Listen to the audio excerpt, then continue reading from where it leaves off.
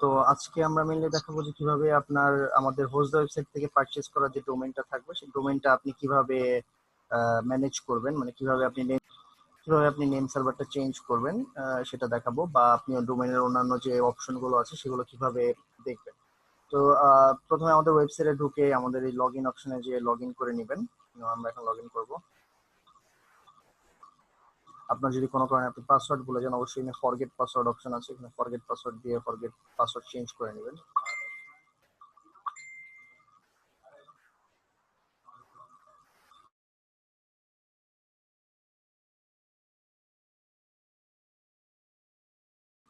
তো এখানে যে আপনার যে ডোমেইনটা আপনার কেনা আছে সেটা এখানে আপনার এই ডোমেইনে অপশনে আছে। আপনি ওয়ান ডোমেইনে ক্লিক করবেন, এখানে আপনার যতগুলো ডোমেইন কেনা থাকবে সব এখানে লিস্টে চলে আসবে। তোমার এখানে hostwebsite.xyz ডোমেইনটা কেনা হয়েছে। তো আমি এই hostwebsite.xyz এ ক্লিক করি, যে এখানে ক্লিক করতে পারি, অথবা এই জায়গায় এডিট অপশন আছে ম্যানেজ ডোমেইন, এখানেও ক্লিক করতে পারি। এখানে ক্লিক করলে একটা নতুন প্যানেল আসবে। এই জায়গাটা থেকে আপনার আসলে ডোমেইনটা মেইনলি ম্যানেজ করতে হবে। তো এখানে আপনার দেখেন এখানে বেশ কিছু অপশন আছে, রেজিস্টার্ড লক, তো তারপরে ইপিপি কোড, মানে আপনি যদি কখনো আমাদের এখান থেকে ট্রান্সফার করতে চান, আপনি এখান থেকে গেট ইপিপি কোড থেকে প্রথমে রেজিস্টার লকটা অন করবেন অবশ্যই। এখানে অটোমেটিক, এখানে আমাদের কোনো সাহায্যের প্রয়োজন হবে না।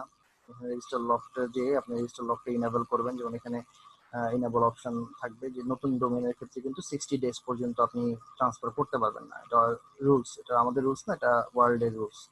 তো রেজিস্টার লগ অন করবেন, তারপরে গেট ইপিপি কোডের একটা অপশন আছে, সেখান থেকে আপনি ইপিপি কোডটা নিয়ে অন্য জায়গায় ট্রান্সফার করতে পারবেন। তো এটাও কিন্তু আমাদের কাছে জিজ্ঞেস করার প্রয়োজন নেই, আপনি নিজে থেকেই এটা করতে পারবেন। এটার জন্য আমাদের সাহায্যের কোনো প্রয়োজন নেই।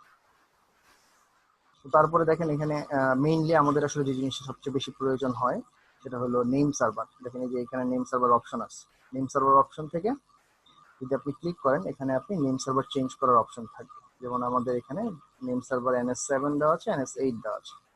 যেমন আমি চাচ্ছি যে আমি কাস্টম নেম সার্ভার ইউজ করব, সেক্ষেত্রে আমি ইউজ ডিফল্ট না দিয়ে ইউজ কাস্টম দিব। তারপরে আমি চাচ্ছি যে এখানে 9 কে আমি 10 করবো, বা অন্য কোম্পানির যে নেম সার্ভার আছে সেটা দিব। সেটা আপনি দিয়ে জাস্ট সেভ চেঞ্জেস দিয়ে দিলেই আপনার নেম সার্ভারটা চেঞ্জ হয়ে যাবে সাথে সাথে।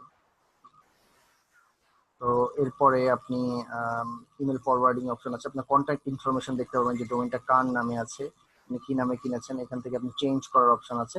তো এটা চেঞ্জ আসলে এটা করার জন্য আমাদের পারমিশনের প্রয়োজন হয়। তো আমি সাজেস্ট করব যে এখানে আপনি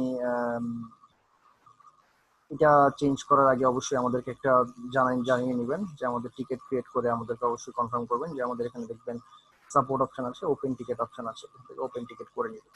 তো এখান থেকে আপনি রিনিউ করতে পারবেন, দেখেন অটো রিনিউ অপশন আছে, রিনিউ অপশনও পাবেন। যেমন সবার নিচে দেখেন যে যে ডোমেইনটা আছে সেই ডোমেইনটা রিনিউ অপশন আছে, আপনি যদি এখানে রিনিউ এ ক্লিক করেন, তো দেখেন এখানে আপনি কত দিনের জন্য, 1 বছরের জন্য রিনিউ করে আপনি যদি এটা অর্ডার নাও দিয়ে দেন, এখন আপনি আরো 1 বছরের জন্য এটা রিনিউ করে ফেলতে পারবেন, যে এখন যে ডেট আছে সেই ডেটের সাথে আরো 1 বছর যোগ হবে।